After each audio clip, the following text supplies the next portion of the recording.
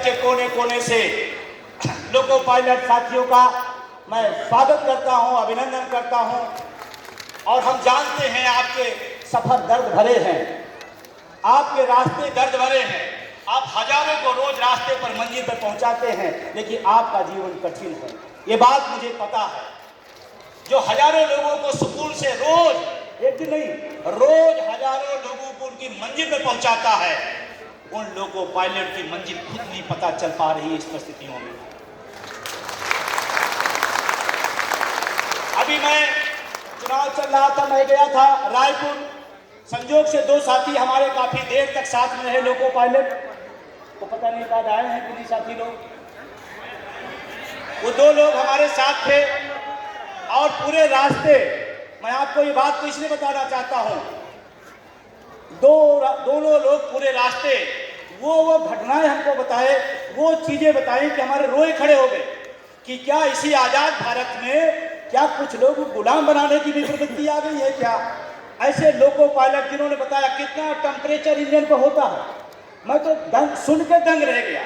उसमें जाने की बात छोड़ दो, इतना टेम्परेचर 54 कितना बता रहे थे, 54-55 बता रहे थे कि इतनी डिग्री में हम इस भारत की रेल को, इस शान को हम यात्रियों के लिए इतने टेम्परेचर में लेके जाते हैं। उसमें भी एक बात बताई कि जो बाथरूम की व्यवस्था है वो नहीं है। अरे भाई, हम कहते हैं हम 21वीं सदी में जी रहे हैं, हम कहते हैं हम दुनिया की आर्थिक महाशक्ति बन रहे हैं, लेकिन जिनकी बदौलत बन रहे हैं उन्हें भी तो साझीदार बनाओ, उन्हें भी तो साझीदार बनाओ। कि कागज पर होगा और कुछ संघ उद्योगपति ही इस देश के बड़ी बड़ी पूंजी के हकदार होंगे। मुझे ताज्जुब हो रहा था, मैं नहीं जानता था, मैं उस दिन महसूस हुआ कि इतना टेम्परेचर में।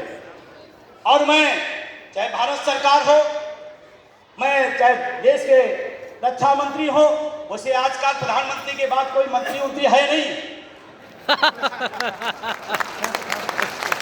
फोटो सेशन के लिए होंगे, लेकिन कोई विभाग कोई नहीं है। एक ही प्रधानमंत्री हैं, एक ही चौकीदार हैं, एक ही शहंशाह हैं, एक ही ताजो हराम, जो उनको कह दिए सब वही है। रेल मंत्री पहले होता था, हम लोग इलाहाबाद यूनिवर्सिटी के छात्र हैं, छात्र राजनीति से भी निकले हुए हैं, हम लोग फख्र से कहते थे आज रेल का बजट पास होगा, मतलब पूरा देश गौरवान्वित महसूस होता था। उस व्यवस्था को खत्म किया गया। हम आपको असहमत हो सकते हैं, लेकिन रेल का बजट अलग आता था, वो रेल के लिए और पूरे देश के लिए अच्छा था। ये हमारे साथ नाइंसाफी किया गया।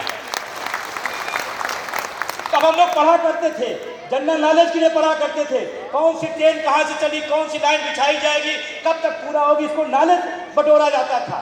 आज क्या है, नहीं, एक ही आदमी सकते हैं। आज ट्यूट के लिए रेल मंत्री जी रह गए हैं।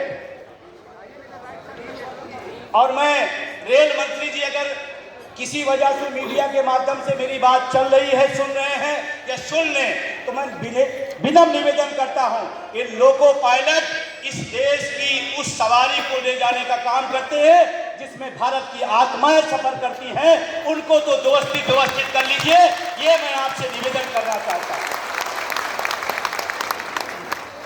हमारे महाशक्तियां आई हैं। पहले हमारा अनुभव क्या था, देखिए, जब आप दूर होते तो पता नहीं चलता ना। पहले हम सोचते थे, हम जब एक सामान्य यात्री होते थे, ट्रेन लेट होती थी तो लोको पायलट को हजारों गालियां, बाद में पता चला लोको पायलट तो कहता हम टाइम पर अपनी रेल खड़ी करके अपने घर जाना चाहते हैं, हम क्यों लेट करेंगे, हम तो चाहते हैं अपने परिवार में पहुंच जाए, बच्चों के बीच पहुंच जाए, और व्यवस्था वो खराब करेंगे। गालियां किसके खाते में, लोको पायलट, गालियां लोको पायलट खाते में। क्यों भाई, आप व्यवस्था दो। और अभी जो एक सिग्नल वाला मामला आया, ये तो बहुत ही, मतलब मेरी पहली बात तो कोई गलती करना नहीं चाहता, लेकिन मानवीय दृष्टिकोण से अगर गलती हो गई, सिग्नल क्रॉस हो गया, तो सीधे आप क्या कर रहे हैं। तो अगर एक मंत्री भ्रष्टाचार में आरोपित हो जाए, सिद्ध हो जाए, तो उसको गंगा सागर में ले जाकर फेंक आइए। वो नहीं कर पाएंगे, जो मंत्री रहेगा वो नहीं हो पाएगा इनसे। जो मंत्री रहेगा, एक हमारी और मेरे न चाहते हुए आपकी व्यवस्था की खामियों की वजह अगर ऐसा हुआ तो आप पनिश दीजिए, एक नियम बनाइए, एक तरीका बनाइए। इसका नहीं मतलब आप फांसी पे आप चढ़ा दें, ऐसा तो नहीं होना चाहिए। क्या मैं सही कह रहा हूं? बिल्कुल। यही बात जब कहता हूं तो बहुतों के यहाँ दर्द शुरू हो जाता है। और लेकिन मैं सच कहूंगा, और मैं आपको बता दूं, मैं झूठ नहीं बोलता हूं, क्योंकि मैं प्रधानमंत्री नहीं हूं।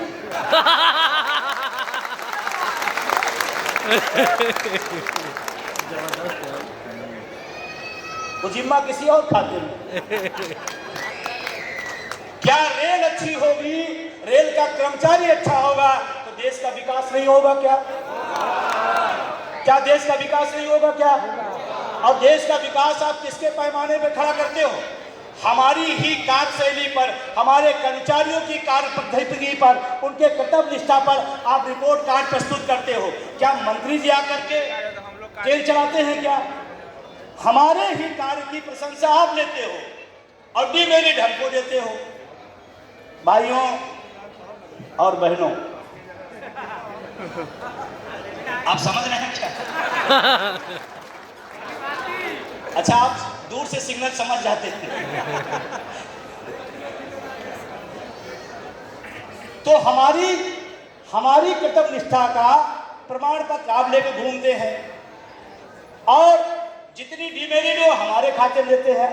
ऐसा नहीं होना चाहिए। अगर हमने अच्छा काम किया है, हमने इस देश की सेवा की है, हमने रेल को शान बनाई है, तो हमारी भी उसमें भागीदारी होनी चाहिए।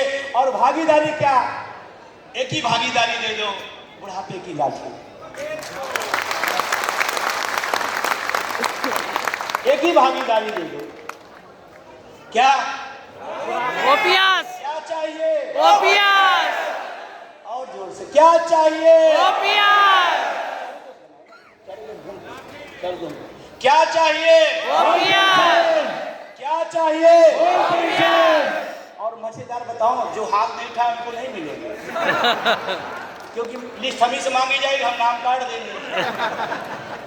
भाई आप सोचो, हाथ नहीं उठा रहे हो, भगवान ने हाथ दिया है और ये बहन बैठी है। मैं अगर पूछूं कि आपके 2 बेटे हैं और दोनों बेटे से आप बराबर की मोहब्बत है, दोनों की बराबर प्यार है, लेकिन और दोनों बराबर के भूखे हों, दोनों बराबर के भूखे हों और दोनों से आपको प्यार है, लेकिन एक बच्चा रोज चिल्ला रहा दूध चाहिए, दूध चाहिए, दूध चाहिए, और एक नहीं चिल्ला रहा, लेकिन बराबर के भूखे हैं और आपका मोहब्बत भी बराबर का है। ईमानदारी बताइए, दूध किसको पहले देगी? जो चिल्लाएगा, किसको देगी? जो चिल्लाएगा। क्यों भाई, उससे नहीं प्यार है क्या? उससे भी प्यार है ना। फिर आप ये कहेंगे ये चिल्ला रहा, पहले इसको चुप कराओ। सही है? सही है। इसलिए आपसे जब पूछा जाए, पूरी ताकत और शिद्दत से आप बोला करिए, क्योंकि एनआई के लोग यहाँ बैठे हैं, ये रिपोर्ट देते हैं। वो एनआर साहब के कार्यक्रम में गया था सर, ओपीएस को लोगों का बहुत आक्रोश भी है, बहुत जोश भी है। अगर ये ओल्ड पेंशन नहीं लागू की गई तो आने वाले समय में इस देश में बड़ा आंदोलन और बड़ी क्रांति की ओर बढ़ेगा। ये रिपोर्ट जाती है।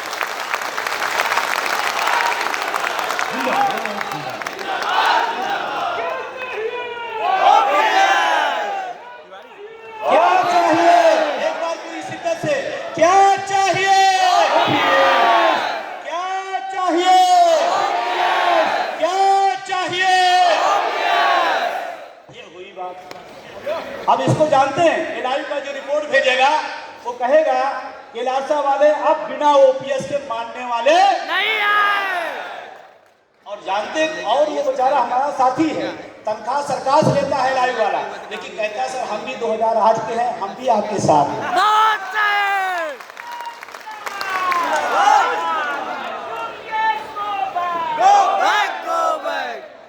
देश का यही आंदोलन है, जो सरकार की सूचना तंत्र है, सरकार की खुफिया विभाग है, वो भी विजय बंधु के साथ है। क्योंकि मेरे पास लोग फोन करते हैं,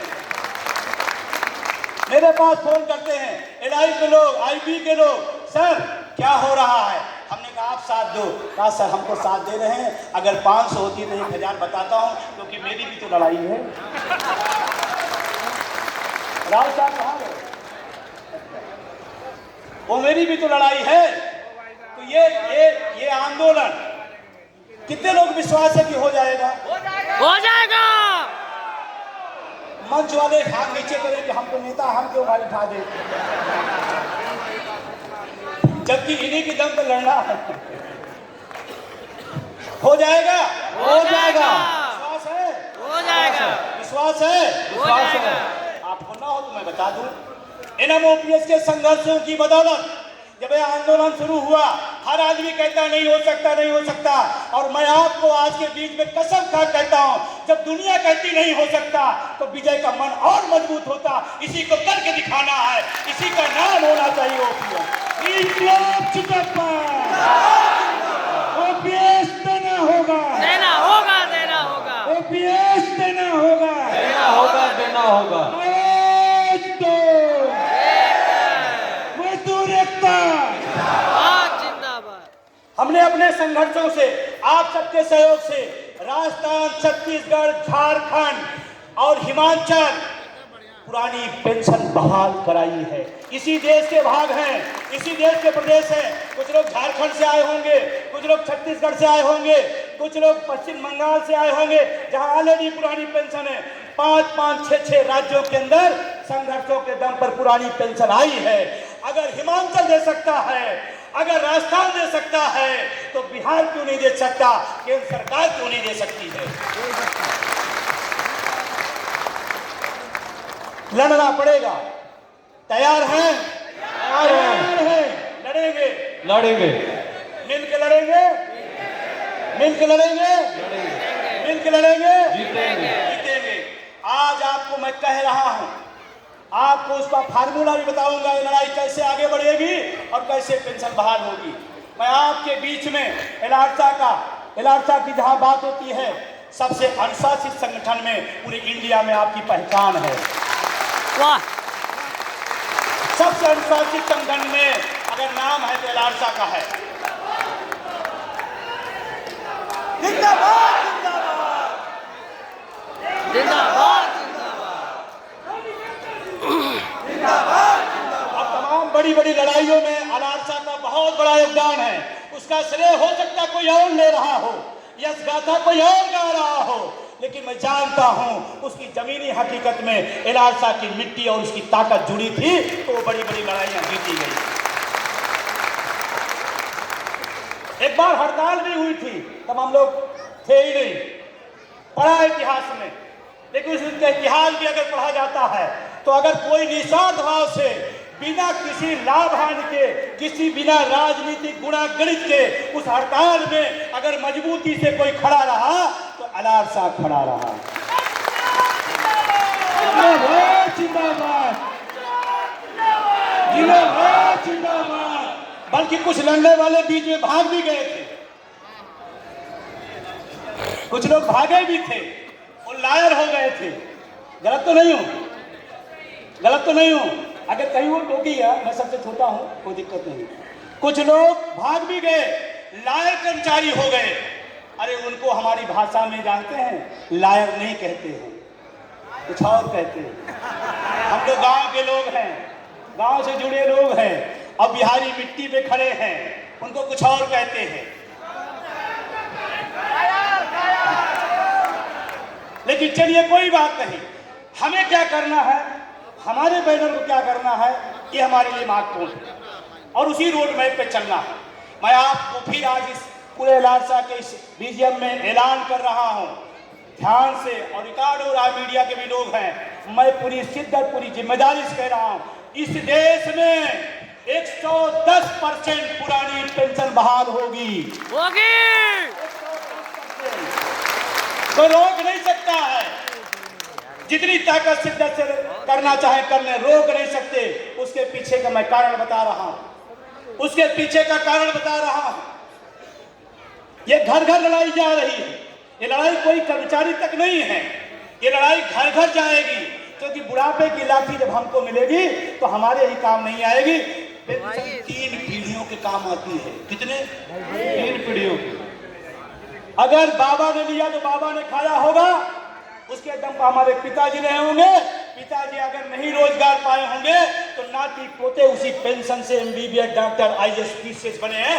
ये है पेंशन की ताकत। कोई पेंशन टुकड़े का पैसा नहीं है कि थोड़ा टुकड़ा पैसा मिल गया वो है। ये हमारे सम्मान सम्मान का विषय है।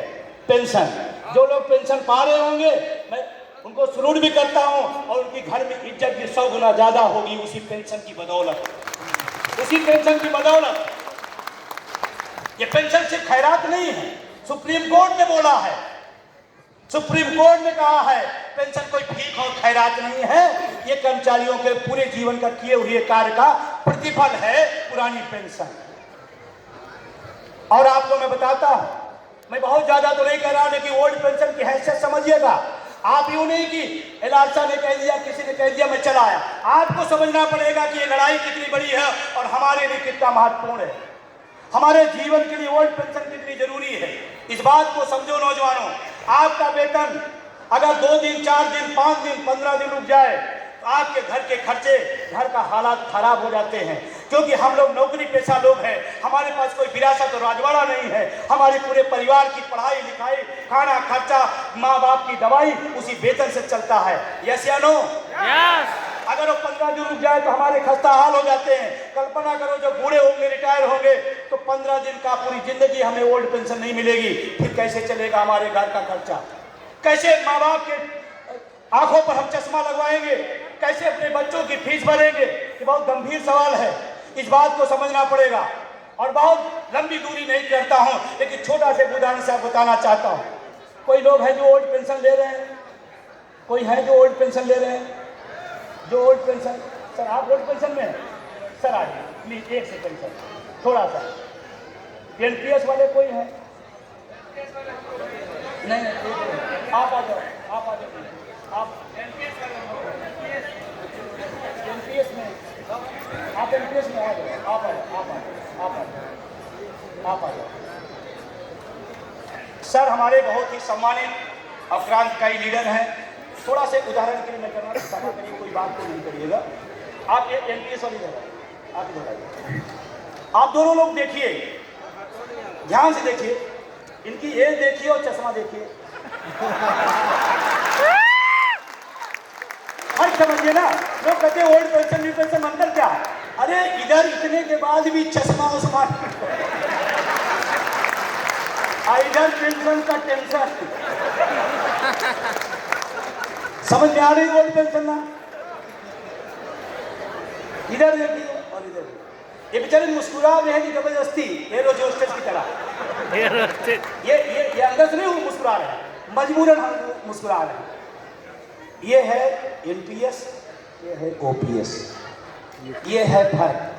अब फर्क मैं बताऊं आपको, क्योंकि इसको जानना जरूरी है। फर्क बताऊं, जब आपने अपने घर में कहेंगे अपनी बहू से कि मुझे पटना जाना है, बीजीएम है, बहू थोड़ा चाय बना देना, तो बहू जानते क्या कहेगी? बाबूजी आपका स्वास्थ्य ठीक रहे, ये ज़्यादा हो गई, काफ़ी लीजिए और काजू थोड़ा लेते जाइए और बादाम भी खाते जाइएगा रास्ते पे, क्योंकि आपको फिट रहना जरूरी है।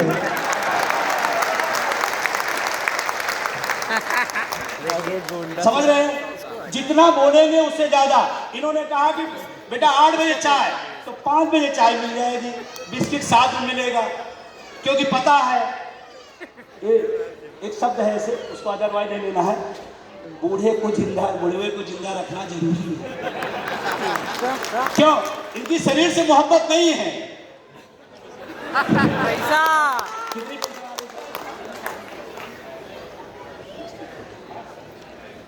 60,000 रुपए। कितनी? हर महीने पहली तारीख को बहू को पता है ये बुढ़ा जिंदा रहेगा तो 60,000। नाती पोता भी भागे भागे आएंगे कि बाबा चलेंगे, चॉकलेट का पैसा देंगे। साइकिल पिताजी नहीं खरीदेंगे तो बाबा खरीदेंगे। यस या नो? यस। क्योंकि 60,000 रुपए आ रहा है, और मेरी ईश्वर से दुआ है आप खूब अनंत दिए और हम सबकी लड़ाई को भी अपनी आंखों से आप जीतते हुए देखें, ये मेरी शुभकामना। होगा नहीं होगा? अब ये चले आएंगे, पटना भी जाएंगे, दिल्ली भी जाएंगे, बंगलोर भी जाएंगे।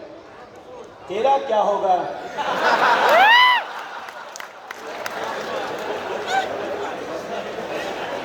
अरे एनपीएस वाले बूढ़े नहीं होंगे क्या?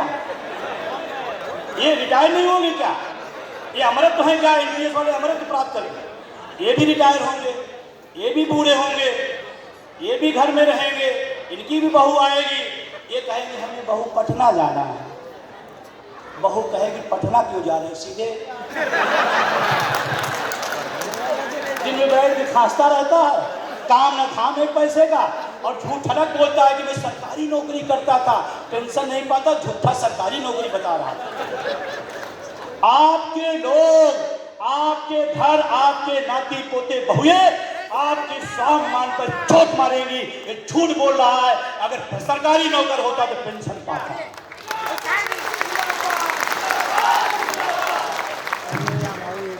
ये मांगेंगे, इनको मिलेगी? कतई नहीं मिलेगी। नाती पोते बुलाएंगे, कहते खोखा बंगाली इसके पास कौन जाएगा, है नहीं। अब आप लोग खूब हंस रहे हैं, ये सोच रहे हैं इन्हीं की हालात होने वाले हैं यहाँ बैठे। अब एक तरीका इसका है, या तो इस लड़ाई को छोड़ दी जाए, या इस लड़ाई का दूसरा रास्ता संघर्ष किया जाए। संघर्ष किया जाए। क्या ठीक रहेगा? संघर्ष किया जाए। संघर्ष करना ठीक है, घर बैठना ठीक है। संघर्ष करना ठीक है। आने वाले नए साल में आपके इलाका के साथ बैठ करके, पूरे देश के कर्मचारी संघ में बैठ करके एनएमओपीएस नए साल में एक नए आंदोलन की तैयारी करेगा। उस संघर्ष में आप साथ देंगे? अब ध्यान रखना, जब आपको मीटिंग में आने का न मन करे तो याद रखना बहू लास्ट में क्या बोलेगी, याद रखना। ये खांसेंगे तब भी इनका ध्यान रखेंगे, ये खांसेंगे तो इनको वृद्धाश्रम में, वृद्धाश्रम समझ रहे हैं? तो वृद्धाश्रम जाना ठीक है, संघर्ष के मैदान में जाना ठीक है? संघर्ष के मैदान में। तो आप दोनों लोग बहुत बहुत शुक्रिया, धन्यवाद। कोई बात बुरी हो तो उसको क्षमा करिएगा, ये समझाने के लिए थोड़ा करना पड़ता है। समझ में आ गए? अब आगे टॉपिक में चलता हूँ। एक लाइन में बोलता हूँ, ओपीएस क्या है? हमारे, आप बोलिएगा, पुरानी पेंशन। हमारे बूढ़े माँ बाप की दवाई है पुरानी पेंशन। हमारे बूढ़े माँ बाप की दवाई है पुरानी पेंशन। हमारे बच्चे की पढ़ाई है पुरानी पेंशन। हमारे बच्चे की पढ़ाई है पुरानी पेंशन। हमारी बहन की राखी बंधवाई है पुरानी पेंशन। हमारे बहन की राखी बंधवाई है पुरानी पेंशन। ये है पुरानी पेंशन। समझ में आया? संचालक महोदय अगर अपना टाइम बताएंगे तो हम कर लेंगे, नहीं तो आप चलते रहिए, चलते रहिए।